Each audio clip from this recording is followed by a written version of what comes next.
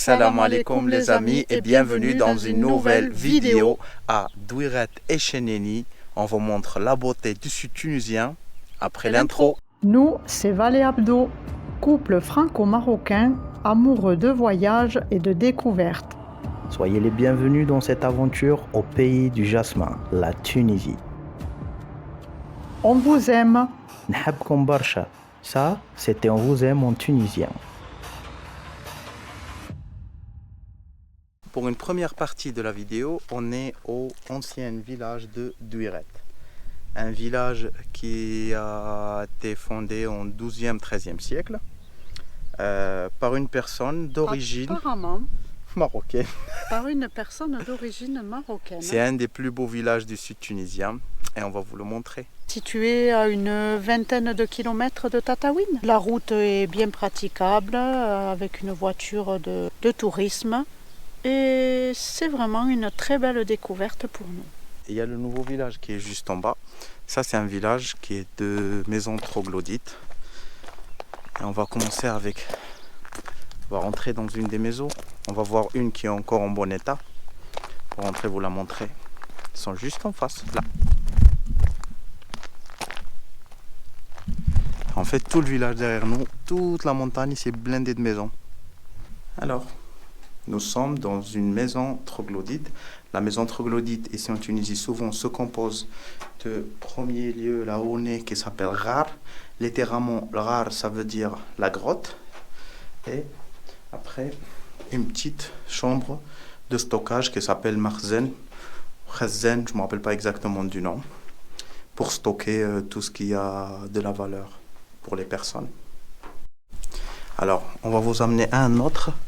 Et vous verrez que la construction est à peu près de la même façon. On rentre là. Comme on vous a dit, la première chambre qui est le rare. Et après, le stockage. Ici, les amis, il faut savoir qu'il n'y a pas grand-chose pour manger. Il y a une association qui fait la restauration du patrimoine. Abdella vous marquera le nom, qui reçoit aussi pour dormir des demi-pensions, mais ce qui est après de la restauration pour rester le midi ou un truc comme ça, il n'y a rien. Vous ne pourrez pas rester manger. En tout cas, c'est une belle découverte. Une découverte waouh, comme on aime, c'est vrai. Et c'est ce que je disais à Abdella ce matin. Quand on est dans le sud, on a l'impression d'être dans un autre pays, un autre monde. En tout cas, c'est les paysages qu'on attendait. Et vraiment, on est très heureux de ces découvertes. Là, je pense qu'on est devant une grotte qui était habitée juste dernièrement. Allez, entrez. On a la porte qui existe toujours. Là, c'était les rangements. Et c'était même un petit marchand, je pense. Parce que vu le rangement, le coin là, il y a le coin stockage dedans. Malheureusement, il y a un peu de poubelle, mais c'est pas grave. Dommage. Oui. Et si vous remarquez ici, Il y a des dessins sur, il y a des dessins sur gravés sur la voûte. Et souvent, la construction, elle est en voûte. Ouais. C'est pas carré. Oui. Je sais pas ce que ça veut dire les dessins. Je ne sais pas. En tout cas, purée. Ça fait bizarre de se dire que ça a des millénaires.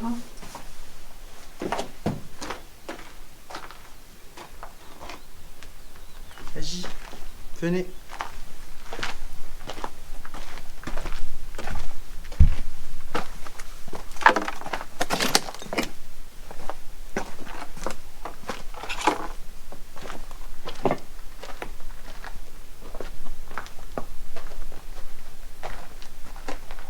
Alors ça, je pense que c'était un grenier. Un grenier. Exactement. Pour les gens qui ne savent pas c'est quoi un grenier, on en a déjà montré au Maroc. Je vais vous laisser quelques morceaux. Il y avait quand même beaucoup de poids parce que celui qui était en haut, qui mettait beaucoup de poids.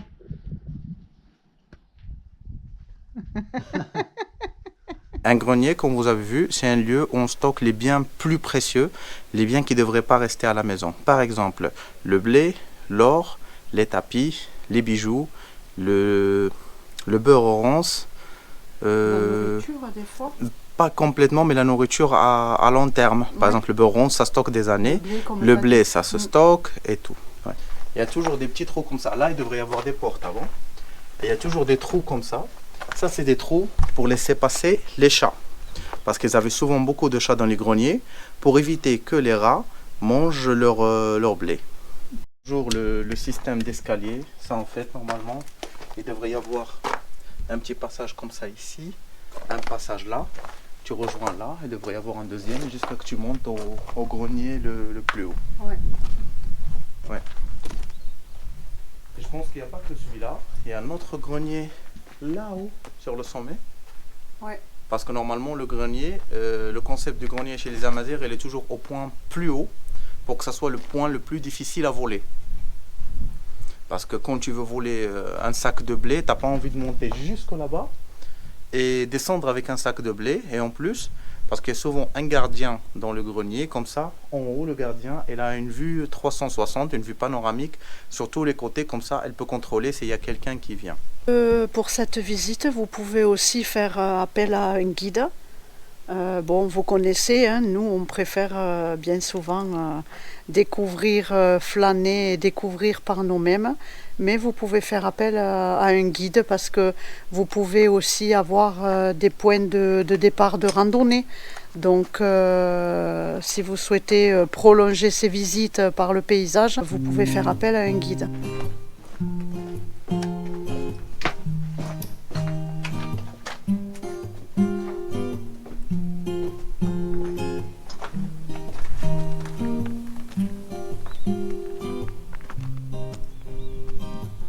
شفت البلدان وراسي شاب سمعت حكايات لي هزوا منامي يكذب لي يقول لو عندي حباب قداش رجال بكوا قدامي ناس تعشق سلطة جاهوا معي وانا في الكاس دفنت وهامي نعرف لي زمان الضحكة فعل نعرف ما عنده معنى كلامي ما لوين ايه ايه قولي وين قولي فاش قام هجرتي غرامي مشيتي وخليتي قلبي حزين ما لوين ايه ايه قولي وين قولي فاش ما عجبك كلامي مشيتي وخليتي قلبي حزين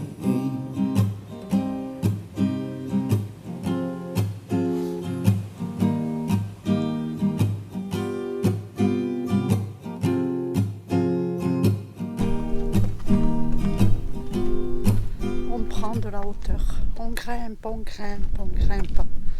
Et moi je vais regarder où je mets mes pieds.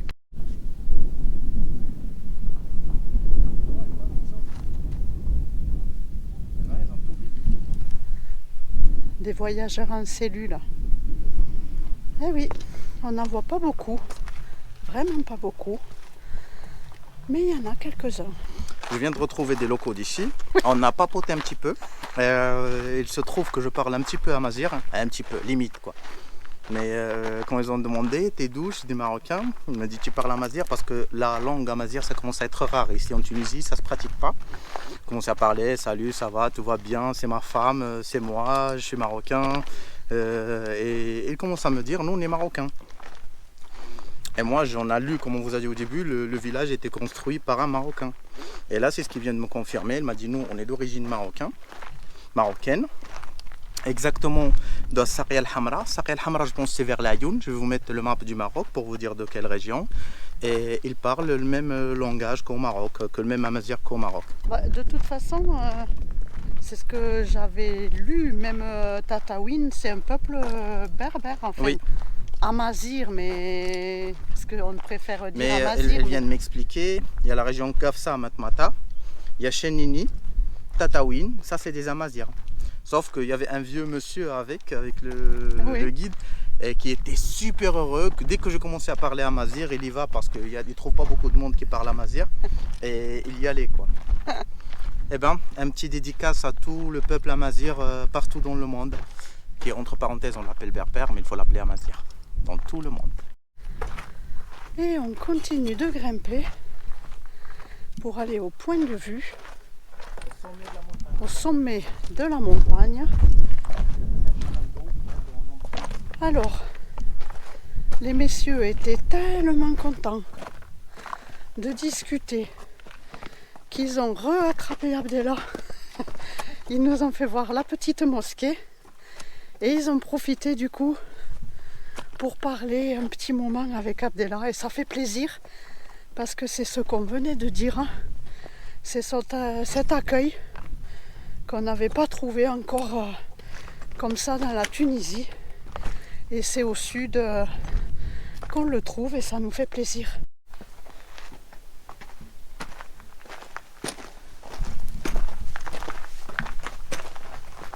Remarquez les amis, il y a beaucoup de cristaux. Oui.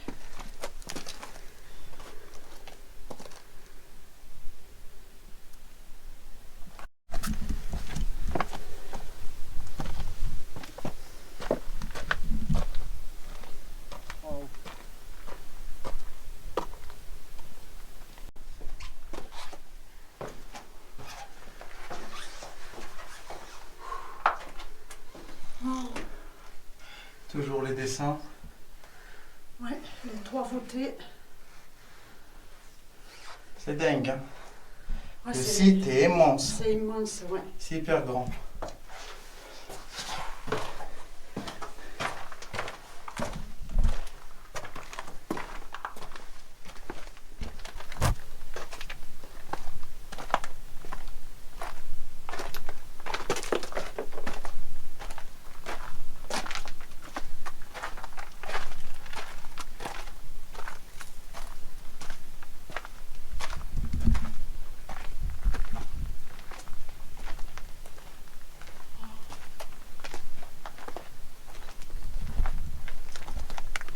Alors là,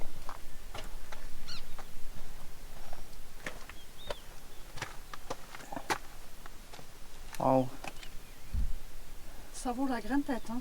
Oui. Pour ceux qui veulent faire l'expérience de dormir dans une chambre troglodyte, c'est dans la région qu'il faut le faire. Oui. Moi perso, je pourrais pas le faire parce que je suis trop claustrophobe, j'aime pas les lieux fermés, donc je me sens pas de le faire. Vous pouvez trouver une association sur place, sinon sur Airbnb ou sur Booking. Vous cherchez Douiret et vous aurez les maisons troglodytes. Les prix, je pense que ça commence dans les 40-50 euros, demi-pension. Ouais. Mais franchement, il faut venir. Par personne. C'est un très très beau site. Moi, je dis que c'est après l'amphithéâtre El Jem, Ribat à Monastir. Je dis que c'est le troisième lieu où je dis waouh. Disons que moi je la lie à la nature, Ouais. à la vue, parce que bon, El Jem, comme on vous a expliqué dans la vidéo de la visite, c'est au milieu de la ville, donc le site en lui-même, oui, mais là il y a tout, il y a le site, il y a la nature, il y a la vue. Non, moi, j'ai dit juste c'est les waouh. lieux où j'ai dit Ouais, waouh. c'est ça, c'est waouh. Ouais. C'est double waouh. Ça mérite, hein, ça mérite de venir. Ouais. On va où? À Chenini. C'est pas chez Nini, mais c'est à chez Nini. C'est Chenini. Oui. À Mais je connais un Nini, donc Ah. c'est pour ça que je peux pas dire on va chez Nini. Ah, Nous oui. allons à chez Nini. Bref, ne cherchez pas à comprendre. Peut-être certaines personnes comprendront mon message.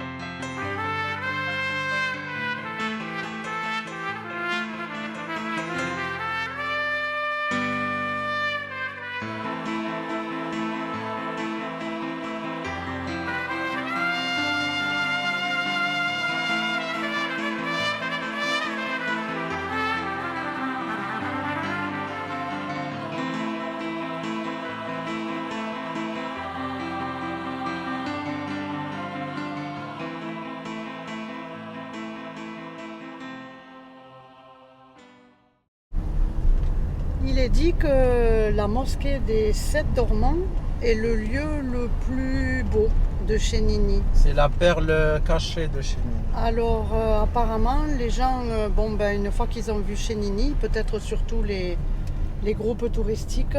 Surtout quand tu marches, il faut avouer, quand tu marches, tu montes en haut, tu as moins envie. C'est comme nous, on a monté à Douiret. Là, tu as moins envie de remonter la même chose, quoi. C'est pas tellement de pas l'envie, c'est que déjà, il est 14h. Et ça cogne en plus. Il fait très chaud. Bon, on vient de manger et on ne pense pas avoir plus. Donc on préfère aller à la mosquée, vous amener jusqu'à la mosquée. Donc si vous venez, vous, en privé, en voiture, en camping-car, comme vous voulez, allez jusqu'à la mosquée des 7 dormants. Elle est juste derrière en plus, elle est à 2 km derrière. Si vous avez une voiture, il y a la route qui amène jusqu'à la mosquée. Vu que c'est une zone touristique, apparemment il y a pas mal de guides dans Chénini qui vous attendent pour vous guider, et nous a dit pareil pour la mosquée.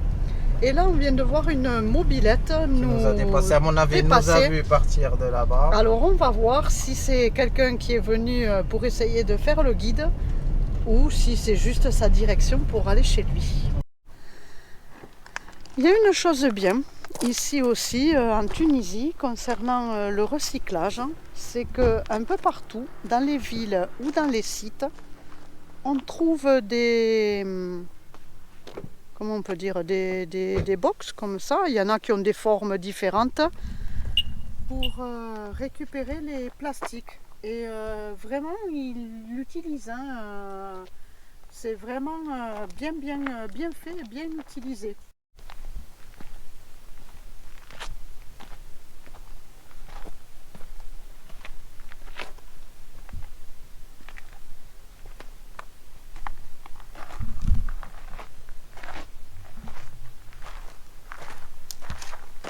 On dirait qu'elle est faite avec de la pâte à modeler. C'est vrai. Alors, on a vu que son minaret penchait en direction de la Mecque. Mais c'est une légende parce qu'elle n'a pas donné les lignes exactes de cet avant. Peut-être ici, au Jordanie, en Égypte, Allahu A'lam. Ça, c'est des mondes qui sont dormis 3 siècles ici, après ils se sont réveillés, après ça trouvé, ça fait un blocage cette grotte-là, et c'est fermé ici. Wallahu A'lam. On part vers la source. Alors en fait, pour vous raconter l'histoire des 7 dormants, je la connais, mais je ne la connais pas exactement. C'est une histoire qui est marquée dans le Coran. Il y avait 7 personnes qui s'échappaient. Je ne sais pas si c'était exactement 7, je pense que c'était moins que 7. Et il y avait un chien avec qui voulait les tuer. Ils se sont échappés, ils ont rentré dans une grotte. Ils sont dormis, ils se sont réveillés plusieurs siècles après. Sauf que la légende, l'histoire, je parle pas, là c'est la légende ici qui disent qu'ils étaient ici. Mais l'histoire, la vraie histoire, le lieu n'est pas indiqué dans le Coran. Alors là, quand on a commencé à parler, il arrive au milieu et commence à dire Allah, c'est que seul le Dieu sait si c'était ici ou en Égypte ou en Jordanie. Je comprends, c'est un truc pour faire un peu le tourisme, c'est pas grave. Même si ça me dérange quand ça reste une histoire sacrée, qu'on la déforme pour faire vendre. Mais même lui, il avait honte de le dire, mais c'est comme ça. Mais la mosquée, elle est belle. La façon de faire, on dirait qu'elle est faite avec de la pâte à modeler. Ouais.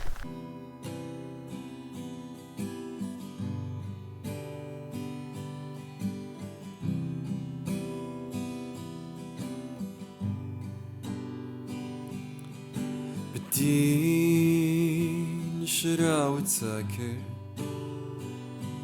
جنة سراب وقصور قبور والأعمار اللي تتراكم تحت أفعال تنقذ الروح. On dirait qu'elle a sorti d'un carton, d'un dessin animé. Oui. Ouais. Et c'est un peu plus loin, il nous a expliqué qu'il y a des tombes, des géants et tout. Et qu'il y a eu le tournage du film, les premiers Star Wars. Ouais, juste dans les montagnes derrière.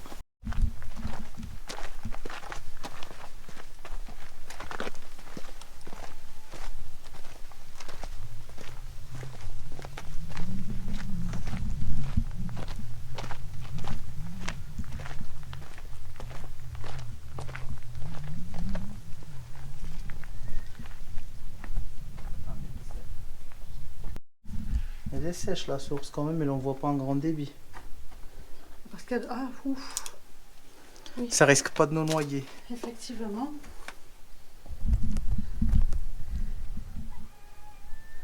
Alors, le monsieur de Douiret ce matin nous a dit, ça fait 2 ans qu'ils n'ont pas eu Aucune goutte de pluie. Pas une goutte de pluie et 10 ans qu'ils souffrent Sans de sécheresse. Sécheresse, oui. Sans pluie qui peut être utile, quoi. Là aussi, ça les a fait plaisir que je dis 2-3 mots en amazigh. C'est berbère, soi-disant. Ouais. Et au début, il croyait que je suis tunisien. Parce que je lui parlais, elle me dit, t'es de Gafsa, t'es un Gafsi. Non, t'es de Nabel. Non, t'es de là. Non, t'es de là. Je dis, je suis marocain. Elle dit, non, tu mens. Je te jure, je suis marocain. Je l'ai parlé marocain et après, elle m'a cru. Elle m'a dit que tu parles parfaitement le tunisien. C'est pas que je parle parfaitement, c'est que j'ai 4 mots, je les enchaîne, j'en sors une phrase et j'arrête de parler. Tu vois, pour pas se faire démasquer. Ça fait plaisir quand même. C'est pas. Moi, j'ai kiffé Douiret. Oui. Honnêtement, j'ai kiffé Douiret. C'était super beau. Chez Nini, c'est un peu la même chose, mais Douiret, c'est moins touristique. Tu sens que c'est plus l'original. Tu sens plus un âme, exactement. Ouais. Tu passes dans les grottes, tu sens qu'il y avait des gens qui habitaient. Tandis qu'à chez Nini, on est arrivé en bas, on n'a pas envie de monter, quoi. Pour plein de raisons, pas que pour. C'est plus la masse touristique, quoi. Et la mosquée là, c'est pas grandiose, mais c'est intéressant de la voir parce que, comme on a dit, c'est comme si elle sort d'un dessin animé, quoi. Ouais. Quand tu fais de la pâte modelée. Et la vue aussi, hein, la vue qui oui, l'entoure, là, on est ça bien, vaut le détour. Le détour, c'est pas un grand détour, ça vaut la visite. Hein. Oui. Bon. Bah, c'est là où. On va les laisser. Oui, mais t'as un devoir toujours. Nahbkoum Barsha. Parfait. On vous aime. On vous aime. On espère que cette vidéo vous a plu. Si vous n'êtes pas encore abonné, n'hésitez pas à s'abonner. Laissez un pouce, c'est pour les algorithmes. Et partagez avec nous votre avis, ce que vous avez déjà visité, ce que vous connaissez ici. Oui. C'est ça. C'est ça. On vous dit ciao, ciao. Ciao, ciao les amis. Prenez bien soin de vous.